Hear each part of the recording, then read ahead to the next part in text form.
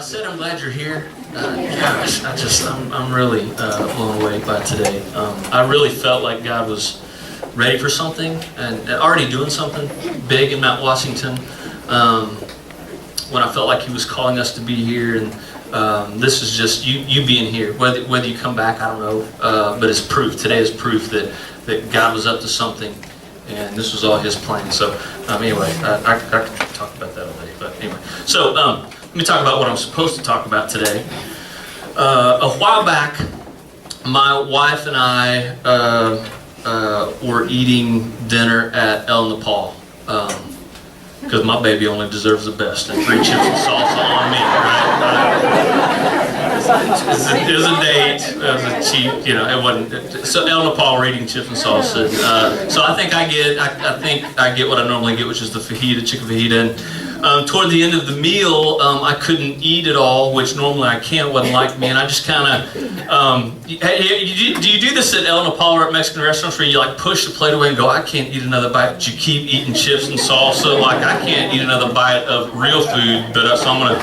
So anyway, so I'm like kicked back. I'm rubbing my belly, and I'm full, and we're talking, and the waitress. Very, very nice, great waitress comes up to me, and I'm sitting there talking to my wife, and she goes, she looks at me and she smiles, and she goes, "You give up?" Now I speak 2 languages, English and redneck, okay? You give up. I could not translate in that moment. And I don't know if you've ever done this before, but when somebody says something you don't understand, you just... You know what I mean? So I kind of did that, and she says it again, because she knew I didn't understand. She goes, "You bop." And at that time, I was like, she needs an answer, and I don't know how to answer. And so in a panic, I turn to my wife, and I go, "I don't speak Spanish. You bop. What's that in English? Translate that in English." And at that point, then my wife starts laughing. The waitress starts laughing at me like, "She's not speaking Spanish, John. She's asking, you give up. Do you give up? You give up means you give up. You give up. So you know. Now I speak 3 languages. I don't know what Yugibop is, but seriously, I'm an idiot, and still to this day when we go into El Nepal and that waitress is there, she will razz me about that. Like I'll walk in and she'll go, Yugibop. And I'm like, Migabop, not yet. In a little bit, Migibop. In a little bit, Migibop. So anyway, there you go. This morning, I want to ask you that question, but hopefully I ask it in a way that you can understand. The question is, do you give up? It's a question of surrender. And depending on who is asking you that question, we don't always like to answer it.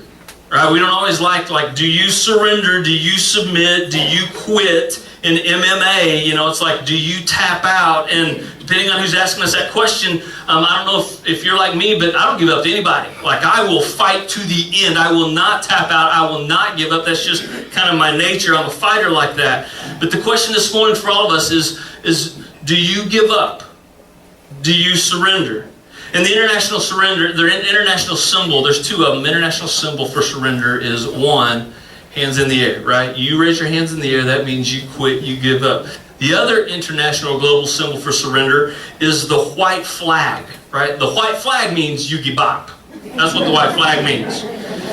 I didn't know this, but the white flag, when in war times, when you raise the white flag, it is a legal binding moment. Did you know that? It's a legal binding statement. I did not know this. If you wave or raise a white flag, you cannot fire on the person who's holding the white flag. The person holding the white flag cannot trick you and fire on you. To do so, to do either one of those things would be a war crime. I didn't know the white flag had like official legal rules written around it or written about it, but it does. So when you wave or raise the white flag, it means you surrender. It means you will not fight anymore. It means I give up. Like the white flag, when you raise it, means you got the best of me, you own me, you have me, my life is now in your hands. I'm yours. And surrendering is normally a negative thing. Like it's a weak thing. And in some situations, it is. Like surrendering, admitting defeat to an enemy is definitely one of those situations where it's weak and it's not something you want to do, but in certain situations you have to. But let me paint a different picture of surrender for you. Like the white flag is kind of a symbol that's used in war times or in the military. So let me give you, in a military context, let me paint a different picture for you of surrender and of the white flag. So let's say you and I were hunkered down in a battle, in a war, and you and I are hunkered down in a foxhole together, and you and I are holding our ground. We're fighting together against whoever it is that's coming after us, and like we're scared, right? We're scared of losing. We're scared of getting hurt. Ultimately, we're scared of dying. Like we are fighting for our lives. And so we're fighting together to stay alive. And while we're in that foxhole together, I decide I'm gonna raise up and I'm gonna look out. I'm gonna look out over the battlefield and see who's coming, how close they are, how safe it is, if we're winning or not. And so I raise up out of the foxhole and I look out over the battlefild. After I look out, I stand up, and while I'm standing, I say down to you in the foxhole, man, I think we ought to surrender. Like I think we ought to raise the white flag. Like raise the white flag now. You haven't looked out over the battlefield, and you say down in the foxhole, what? No way. Like there is no way I'm raising the white flag. Why would you say that? Are we trapped? Are they bearing down on us? Are they right on us? And I say, no, what? This is going to sound weird, but I think we're fighting for the wrong thing. I think if we keep fighting, if we win, we would actually lose. Like, it looks like if we would give up, if we would raise our white flag and give up, let them have us, I think we would be free. Like, more free than we think we are now. And it looks like over there where they are, there's not only freedom, but there's also joy and there's peace. In that scenario, would you raise your white flag? Would you surrender? If there was promise, if there was the hope for a life of joy and peace, like if there was another way to live your life today, a life that took you in the direction of joy and peace, would you choose it? Would you surrender to it? Well, this morning we're starting a series, our very first series as a church, called White Flag, Surrendering to Hope. And we believe as a church that there is another way. And we believe this other way is for everyone. Like there is hope for everyone, for all of us, if we choose it. That's why this summer we plan to start this church. That's why we worked so hard this summer to get here. And this will be our constant message. There is hope for everyone. And so it's a life of freedom. It's a life of peace. It's a life of joy. Like there is hope for a better life. And we believe that for everyone. And His name is Jesus. He's all we know. He's who we know. He's why we're here. And so I want to, for some of you maybe, introduce you to Jesus through a story in the Bible called John chapter 4. We preach from the Bible. That is where we get our message. That's where we believe we find our directions for life. And so in John chapter 4, I want to introduce you to Jesus as He's traveling about from village to village. Like Jesus has, what we know about Jesus, we know very little about His childhood up until He's about the age of 12, and then we don't hear anything from Him until He's about 30. At 30 is when He begins His ministry. It's when He's baptized and He really begins doing what God sent Him to this earth to do. He's the Son of God, the only Son of God, and He really came to seek and save the lost. About the age of 30 is when He really begins to teach, and we begin to see Him, and He's performing miracles. He's doing things that nobody else can do. So He's healing people, these people who haven't been able to walk from birth. He touches them and they can walk. And so He's moving from village to village, teaching about His way and healing people. So there's this big following of Jesus, and then in that following there are people who hate Jesus. These guys are called the Pharisees. In John chapter 4, here's kind of how the chapter begins. It says, Now Jesus learned that the Pharisees had heard he was gaining and baptizing more disciples than John. So these Pharisees, they don't like Jesus. They see that he's gaining a following, that people are being baptized into him, and they don't like it. Jesus hears they are catching wind of this, and so rather than fight them right now or deal with them right now, he moves on. And so it says, although in fact it was not Jesus who baptized, but his disciples. So Jesus leaves Judea to go back to, once more, Galilee. Verse 4. Now, in order to go from Judea to Galilee, he had to go through Samaria. We'll talk about Samaria in just a minute. He came to a town in Samaria called Sychar, near the plot of ground Jacob had given to his son Joseph. Jacob's well was there, and Jesus, tired as he was from the journey, sat down by the well. It was about noon. Now, in this story, there are two people you need to know about, two groups of people. One are the Jews. The Jewish nation, the Jewish people are called God's people. Why? Not because they're better than any other nation or any other people, but they're called God's people because God chose them for Jesus to be birthed out of that nation. So Jesus was born a Jew. Now, when it comes to the Jewish people, the really legalistic, religious Jewish people in this time, they were a purebred people. So you were born a Jew, you were raised a Jew, you married a good Jewish young lady, and you had Jewish children, right? So they were 100% Jewish. They were this group of people called God's people. These are the Jews. The other group of people you need to know about are the Samaritans. Here's who the Samaritans are. Samaritans are people who were Jewish, who left the Jewish community to marry someone outside of the Jewish community. So there was a little area, a little region in kind of the Jewish country where those people moved to live when they did this. It was called Samaria. The people who lived there were Samaritans, people who had left the Jewish faith, who left the Jewish community, the Jewish culture to marry people of other beliefs, other cultures, that kind of thing. Now, here's the deal between the Jews and the Samaritans. Jews hated Samaritans. Matter of fact, it was a racial kind of thing. Like, Jews hated Samaritans so much they saw them as unclean, as dirty. You do not touch a Samaritan. You do not touch something that a Samaritan has touched, or you will be contaminated. You will be considered unclean. So this is kind of the relationship between Jews and Samaritans. So if you were going from Judea to Galilee, you did not walk through Samaria because you might touch something that a Samaritan had touched. You would take the long way around and go around Samaria if you were a Jew. This is what I love about Jesus. Jesus walks right through Samaria. Like, one of the things Jesus does is he helps us overcome our barriers and overcome our fears so that we will see people differently.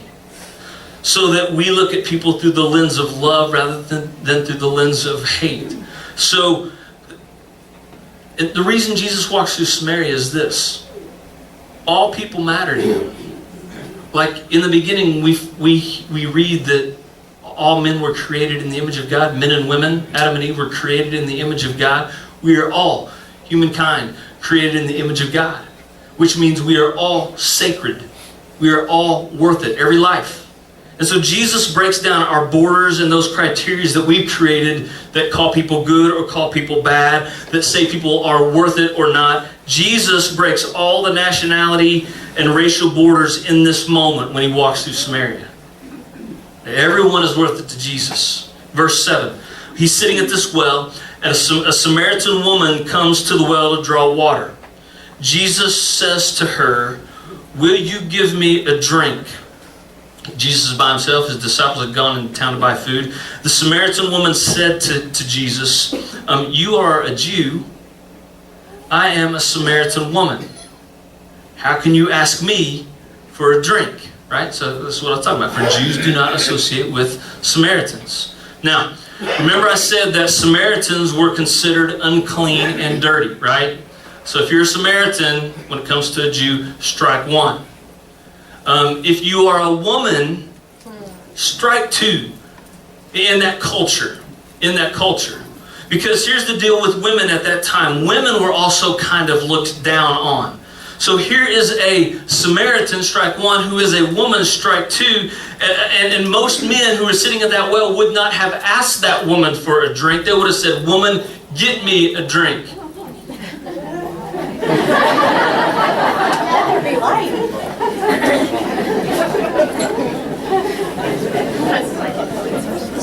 I don't know if that was a cue.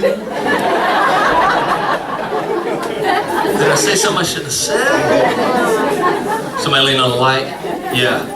You're in trouble. Yeah. You're grounded.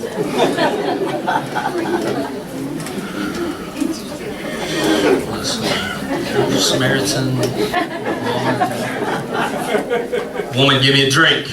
Right? So normally a man at the well, a woman walks up, he would have said, "Woman, get me a drink." He wouldn't have asked. And so it's this, Jesus just continues to break these barriers, and she says, "Why would you ask me for a drink?" Matter of fact, if I give you a drink, wouldn't it be considered unclean? Like, why would you drink after something I touched? Wouldn't you think you were contaminated or something? But Jesus doesn't see her like everybody else sees her. Like, he treats her, even though she's a Samaritan woman, with gentleness and kindness. Verse 10, Jesus answers her, right? If you knew the gift of God, and if you knew who was talking to you, you would have asked for a drink. Like, you would have asked him, and he would have given you living water. And so she doesn't see who Jesus is. She doesn't recognize Jesus yet at all. So he begins to drop hints. Like, he begins to try to help her see who he is. And he says, "You know what? If you'd have asked me, I would have served you. I would have given you water because you're worth it." And Jesus is helping us see the extent of his love for the Samaritan woman. Verse 11, "Sir," the woman says, "you have nothing to draw with, and the well is deep. Where can you get this living water?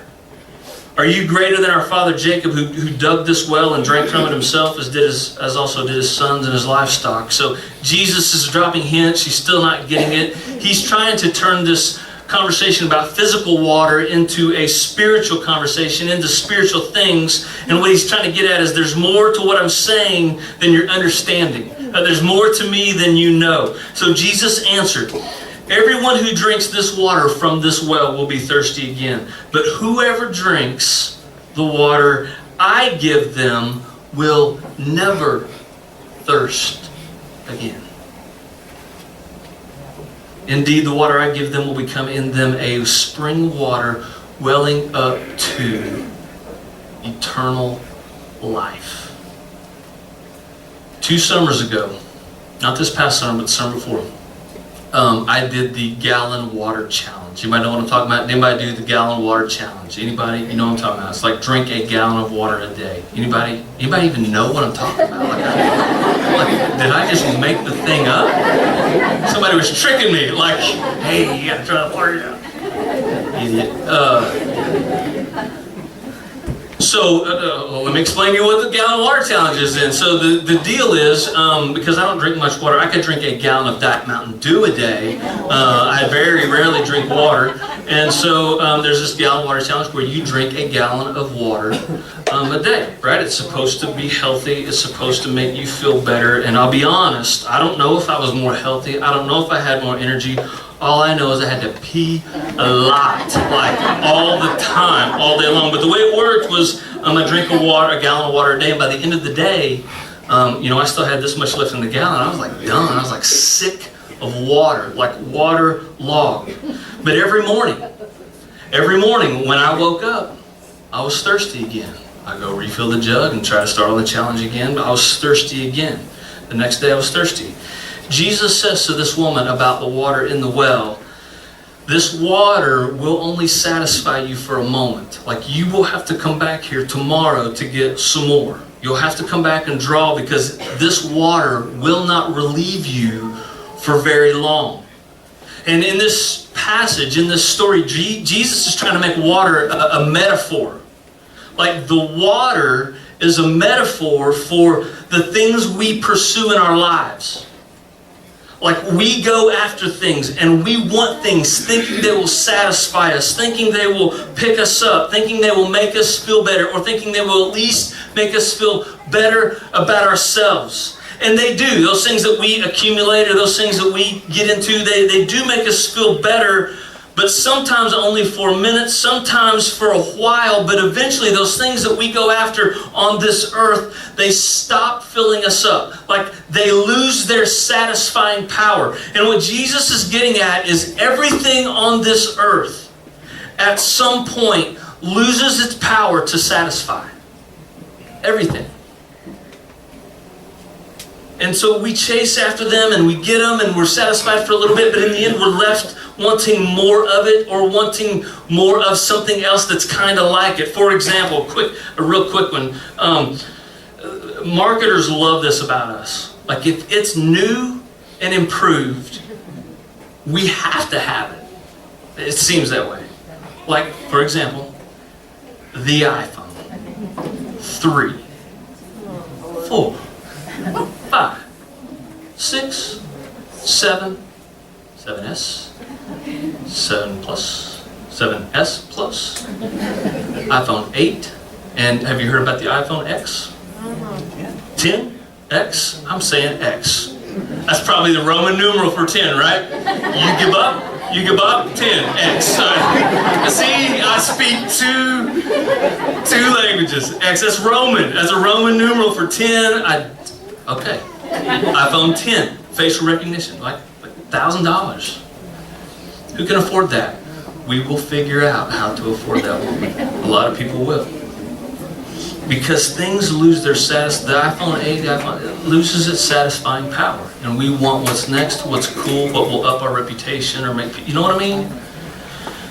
But wouldn't it be cool to have that one thing, that one drink that fully quenches your every need, desire, thirst forever? Heck yeah.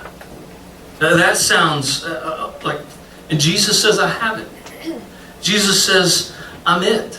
Like, I'm the living water. I'm the only one who has the ability to give you eternal satisfaction, eternal relief, eternal joy, eternal peace. Like, I am your only hope, Jesus says, ultimately for eternal life. Verse 15, the woman said to him, just kind of like what we're talking about here, you know, sir, yeah, give me this water so that I won't get thirsty and have to keep coming here to draw water. Like that, it just would make life simpler if I had that water. So she's interested, like Jesus has her attention and she wants some of this drink he's talking about. So he tells her, so before I do, go call your husband, go get your husband and then come back. And she says, I have no husband. And Jesus says, you're right. You're right when you say you have no husband. The fact is, you've had 5 husbands, and the man you're living with right now, like this 6th guy, is not your husband. What you have said is quite true. Man, the more we get to know about this woman and her context, her life is just messy. And in some ways, it's pretty obvious she is a wrecked woman. You know what I mean? And what this tells us about Jesus is, man, he loves the hurting and he loves the outcast. He's drawn to them. He has compassion for them. That's why he's spending time with this woman. The more that's revealed about her, the more, you know why she's getting water at noon? She's at the well at noon. You know why? Because the other wives and the other ladies in the village come to the well first thing in the morning when the sun's low and it's not so hot. And so they gather at the well. You know what happens when those women get together at the well? I'm not saying that would happen with any of the ladies in this room when they get to the well, but in that context, when those ladies get together, you know what happens? They talk and they gossip. And they probably talk and gossip about her. So she avoids them. And the only way to avoid them is to show up at a different time, at the hottest part of the day, to get water so that you don't run into anybody who would make fun of you, who would bash you. Because you know what they would say about her? Do you know how she would be treated? How do you think she feels? How do you think the Samaritan woman feels? Embarrassed, ashamed, guilty, lonely, hurting? I would guess so. So to avoid more pain and shame, she comes to the well by herself after everyone else has left. So even in her own community, she is a loner. To some people, they would consider her a loser, like she is an outcast. And this is the beauty of the story here in Jesus' encounter. Jesus says, I know all this stuff about you. I know about your 5 husbands and this 6th guy that you're living with. I already know. I know about your sin. And I know about your shame. But I'm still showing up. I still love you. He still engages with conversation with her. And he speaks truth to her. He says to her, look, you're searching for something. Not just at this well, but in life. You are searching for something that will satisfy. You think it will be the literal water out of this well, or you think it will be this man that you're with. And you keep thinking this over and over, but these men keep leaving you. They keep letting you down. And you keep placing your hope then in the next man. And the next man that shows you the right kind of attention. And what Jesus does here is before he sees the sin, he sees the issue. He sees the pain. He sees the problem. Like she is looking for something to put her hope in. Something that will come through. Something that will fully satisfy. So she says, sir, the woman says, I can see, because you know all these things about me before I say them, that you are a prophet. Our ancestors worshipped on this mountain, but you Jews claim that the place where we must worship is in Jerusalem. Woman, Jesus says, believe me, a time is coming when you will worship the Father. Not on this mountain, not in Jerusalem. You Samaritans worship what you do not know. We worship what we do know, for salvation is from the Jews. He's talking about he was born in the Jewish community, from the Jewish people. But he says the time is coming and has now come when true worshipers will worship the Father in the Spirit and in truth. For they are the kind of worshipers the Father seeks. God is Spirit. His worshipers must worship in spirit and truth. And the woman says right then and there, you're him. Like I know the Messiah is coming. He's going to explain it to us. And Jesus says, I'm him. It's me. I'm here. Like hope has arrived. And the rest of the story, she runs back to the village and basically says, hey, this guy knows all this about me. I think he's the Messiah. We want to meet the Messiah. And they show up. And she was right. Hope had arrived. It's Jesus. This morning, I don't know why you showed up here. Like you may just be here because your wife dragged you here, right? Or your mom, you couldn't get your mom's voice out of your head and she guilted you into coming. But let me say this, if you came kicking and screaming, I get it. If you came kicking and screaming, that's okay. I hope this morning wasn't too painful for you. But this is an okay place to be angry or confused or frustrated. So I'm glad you're here, even though you maybe came kicking and screaming. Some of you others, though, showed up by your own choice. And I would assume that you came here today looking for something. I don't know what that something is. There's something missing in your life. Maybe like the Samaritan woman, there's just something that's not quite right in your life. And so you are here looking for an alternative. Maybe right now your life is full of pain and you're looking for relief. Or life is full of sorrow and brokenness and so you're looking for healing. Maybe there's been rejection and you're looking for love and acceptance. Maybe there's loneliness and you're just here looking for friends, looking for a family. Maybe for you there's like the woman at the well, there's shame from your past and you're looking for freedom from that shame. Or a break from that shame. Maybe for you there's questions and you're looking for answers. Or maybe for you there's just there's a disconnect in your life. Like the rest of your life is good. Your kids are healthy and your marriage is good, but there's just, you can't explain it. There's just this discontentment. There's just this, you're unsettled. Life should be, I should be at peace about my life, but I just, for some reason, I'm not. We believe Jesus is the hope and the answer for all that is missing in your life. We believe that He is the Son of God who died on the cross for our sins, who was dead and buried in a tomb, and who walked out of the tomb by His own power, alive and resurrected.